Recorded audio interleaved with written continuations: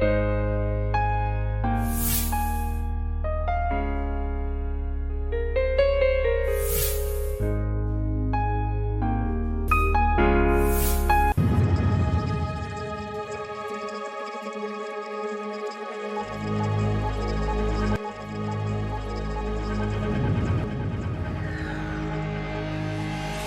Federal Ministry of Works is mandated to elevate the Nigerian road network, the highway construction and rehabilitation, the highway planning and design, and the monitoring and maintenance of federal roads and bridges nationwide. The Ministry of Power, Works and Housing is perhaps the bigger half of the infrastructure ministry, if you like, of government.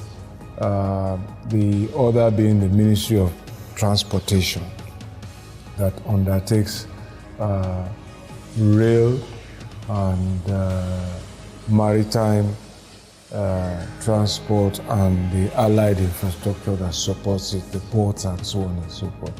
So Power Works and Housing, therefore, is the articulator of government's policy on energy and on road transport, infrastructure, and housing. Welcome to Boldfaces Moments with me, Tricia Eseigbe Kerry. This is the Federal Ministry of Power, Works and Housing headquarters right here in Abuja, Nigeria, under the leadership of His Excellency Babatunde Raji Fashola, SAN, as he strives to build the backbone for our nation's development.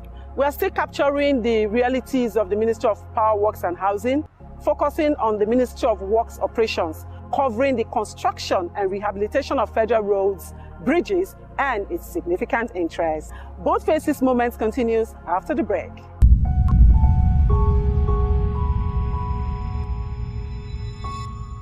The duties of the Federal Ministry of Works include the provision of infrastructure, surveys and mapping of the nation's internal and international boundaries to standard veritable national economic assets and tools for national integration and for rapid economic and smooth national development. The Honourable Minister, Babatunde Raji Fashola, is saddled with the responsibility of ensuring that urban development touches every Nigerian by coming up with policies that will be people-friendly and economically viable. The minister is ensuring that ongoing federal road projects nationwide are completed in record time. New roads and bridges are opened, and parastatals such as FIRMA are working and maintaining the roads regularly. The ministry is responsible for civil works, especially the construction of roads, bridges, buildings, and other similar civil engineering undertakings.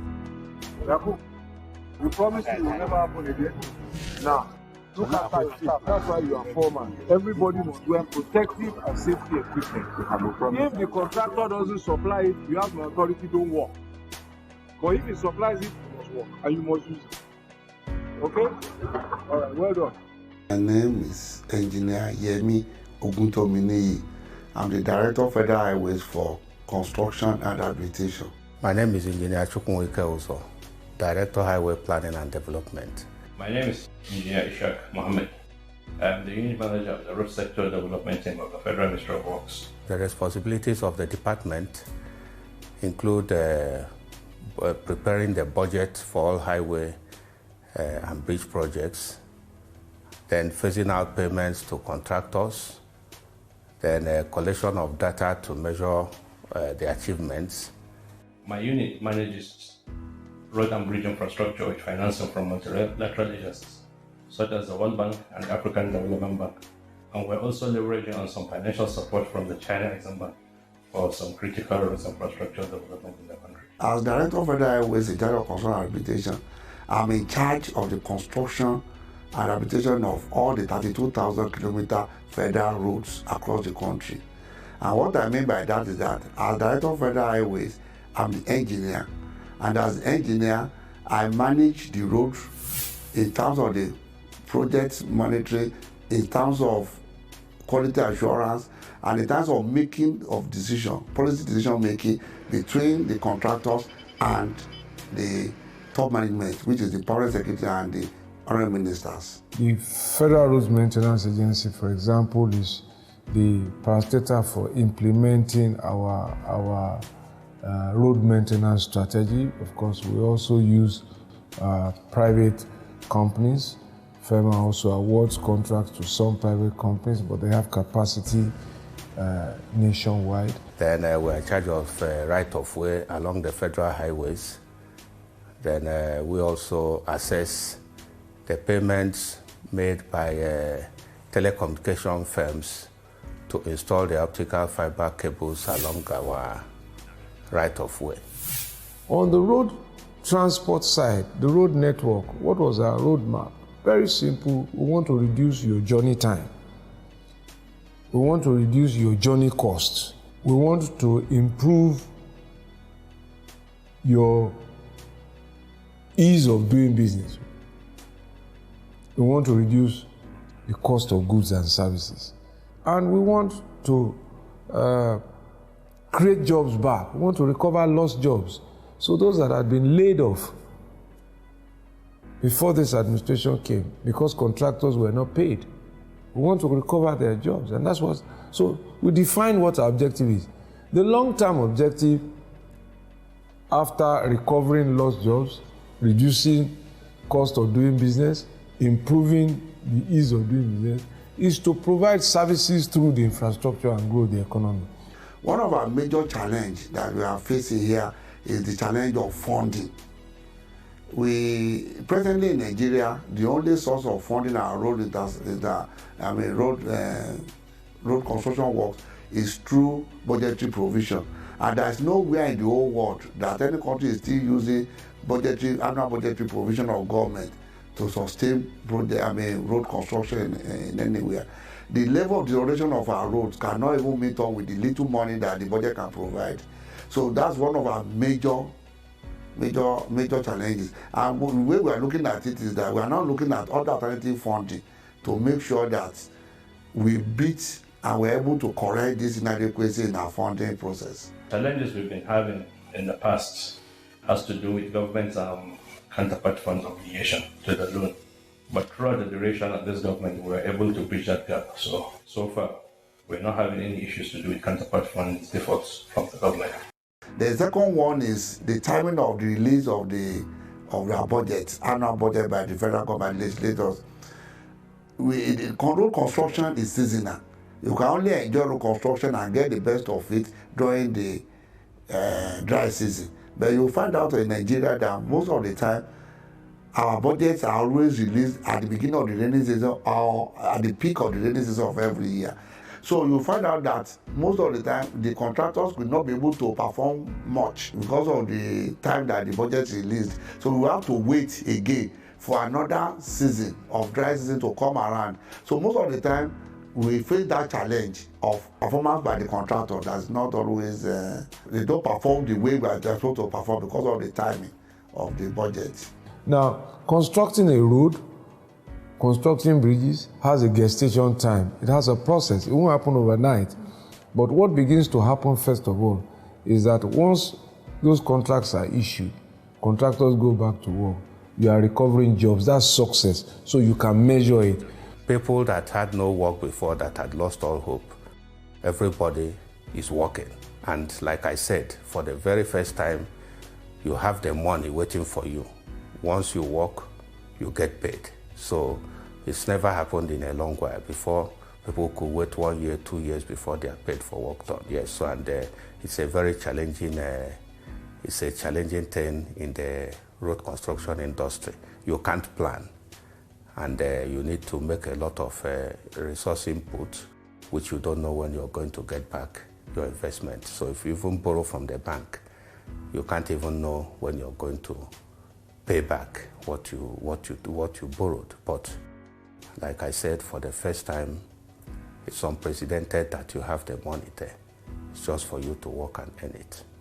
So when you see the economy recovering from recession, those are successes in themselves, but the road is not finished. If we talk about the expenditure in the road sector, you see, for a long time, contractors were off sites because they were being owed. But we could see a pattern steadily from 2016 up to 2017, I mean, you see the remarkable increases in the budgetary allocations and releases, because one thing is to budget and another thing is to even get the release. So if you check where we are now, we're almost, I would say, at 80% of our budget for 2017. Because for the Sukuk, we have the 100 billion naira cash, it is there. With the central bank, you just have to attain the milestone which is agreed both with the DMO and the investors. So it means that for the first time in Nigeria in a long while, money is not the problem. The problem is for you to work and earn it. So just across all the 6 geopolitical zones, there is work going on in this, on these roads. We're going on an inspection tour with the Honorable Minister, Babatunde Raji Fashola San, to Kaduna and Kano. See you shortly. So we're on the Kano-Katsina highway. This project, as you have been told, was awarded in 2013. Contractor moved to site in 2014, had to stop work because it was not paid. So work resumed here in 2016 when we started implementing the 2016 budget. So again, that contextualizes the question you asked me on the Kano Western Bypass about funding. We're still on an inspection tour with the Honorable Minister of Power Works and Housing, Babatunde Raji Fashola San. We are right here at the Mother Cat in Zaria. He is on an inspection tour across the northern part of Nigeria. Kaduna, Kano, and Zaria. We're here at Zaria to refill the gas for the vehicles. You know, we've run out of gas and want to refill so we can continue the journey. About to go into the bus to continue the journey. You see the Honorable Minister is just entering the bus. Come with me. Boldfaces is still on.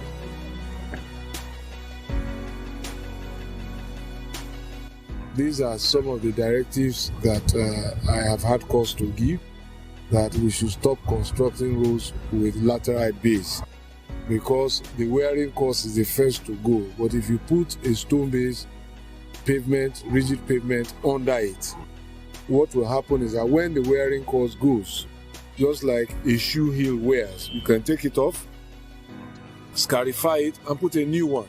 Your road lasts longer. So those are design standards that we have started implementing nationwide, and we intend to continue.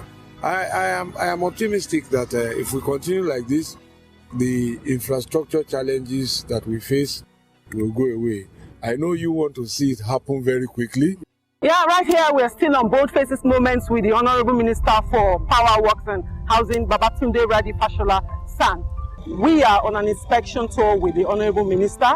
We are right here in Kaduna. You can see right behind me is inspecting the Eastern Bypass Road.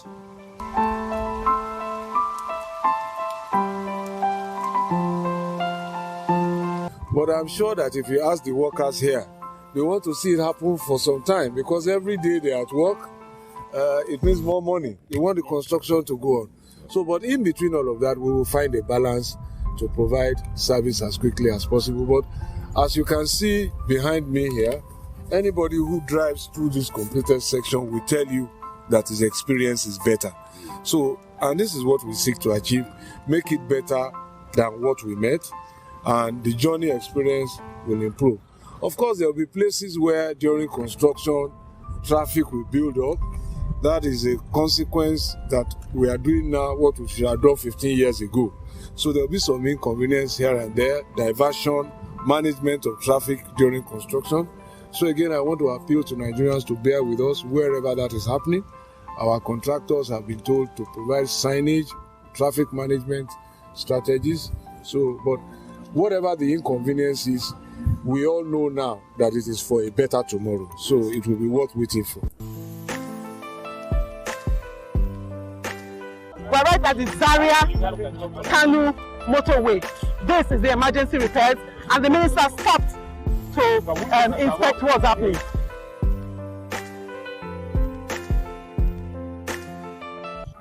emergency repairs. You can see they are really working hard. The minister stopped over to inspect these works. This stemmed the emergency repairs at the Zaria-Kano motorway. Right behind, you can see that work is ongoing.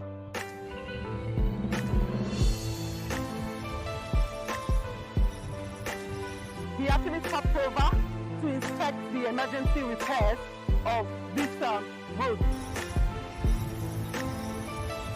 We are right here at the Tamburawa Road. And right behind me is the minister himself. He's here to inspect the Tamburawa Bridge. Don't go away. Boldfaces moments with the minister is still on.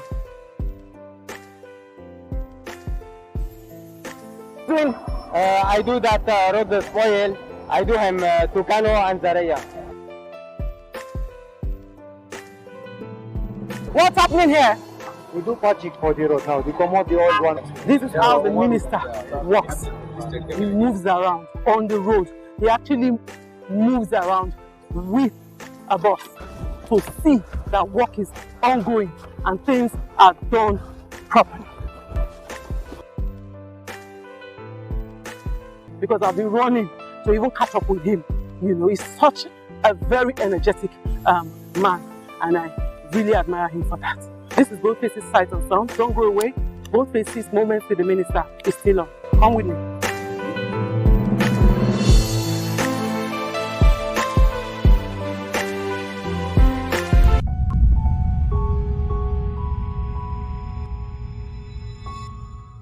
President Muhammadu Buhari's administration inherited about 206 road projects already contracted out, with an outstanding completion cost in the region of 1.5 trillion naira. Contractors were not being paid for an average of 2 to 3 years before President Buhari's administration resumed office. This explains why contractors had stopped work, the layoff of workers, and consequently the poor condition of many roads over the years. The Honourable Minister Babatunde Raji Fashola remobilized contractors back to work on roads across the 6 geopolitical zones. Some important roads in this category are the Port Harcourt-Aba Road.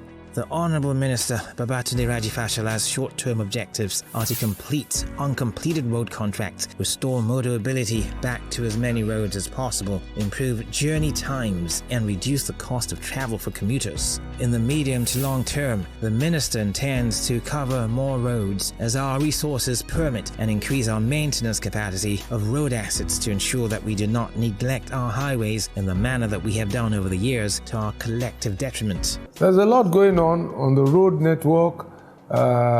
We are constructing roads in every state of this country, and I say that matter-of-factly. Okay, let's take a helicopter view. We're working on the second Niger Bridge. We're working on the Kano-Katsina Road. We're working on the Kano Western Bypass with bridges. We have work on the Kano, Zaria, Kaduna, Abuja Highway. Remedial work for now, but there's a new contract in place to reconstruct that highway. We have work on the Tatabu Bridge, the Jeba Ilorin, Oyo Ogbomosho,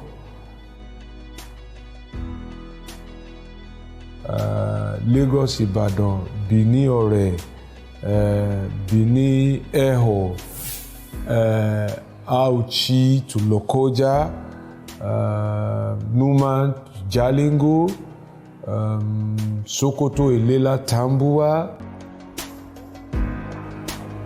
repair works on the Tamburawa Bridge in Kano, the Lokoja Abaji Road that comes into Abuja, the Enugu Port Harcourt Road, the Enugu Onitsha Highway, the road that also links Enugu to Cameroon, Aba Owerri, and Aba Port Harcourt, road that goes to Kolo in Bayelsa State, there's a lot. So, The Minister of Power, Works and Housing, Babatunde Raji Fashola, has been subjected to heavy criticism in recent times over the state of infrastructure under his ministry. According to the Minister, in honesty, we are seeing progress that inspires us to continue. you should ask the people in the housing estates. You should ask the workers there. You should ask the market men and women in Sabon Gari Market, where we have now connected 500 shops to solar power, and we are continuing until we cover the 12,000 shops. You should ask the construction workers how they now feel, knowing that President Buhari's commitment to infrastructure is real, money is being released. You should ask them, they will tell you. Well, I don't dwell on failures, and I think I want to focus more on what they contributed, those who had the courage to serve and to move on from where they left off, to avoid the mistakes that they made and to improve on what we met. I think there's a sense in which dwelling on what did not get to destination is the groundswell for saying that I can improve it. It's perhaps a strategy that does not sit with me. I think what is important is to acknowledge that some people have served, and that's important, service. And then from there to say, look, in spite of what they may have done, and I want to move on from here, I can add value to this. And that is what we have done here in 2 years and 4 months. We have made it better than we met. And we hope that when we finally exit, whatever time that is, people can move on from where we stopped. I think we must move away from this delegitimization to legitimize in order to say, this person has done well, but I can do better. That's the kind of conversation I like to hear.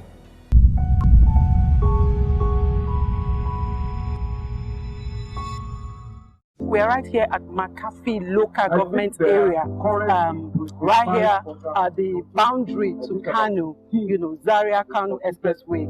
And right behind me is the Honorable Minister for Power, Works and Housing, Babatunde Raji Fashola, on an inspection tour.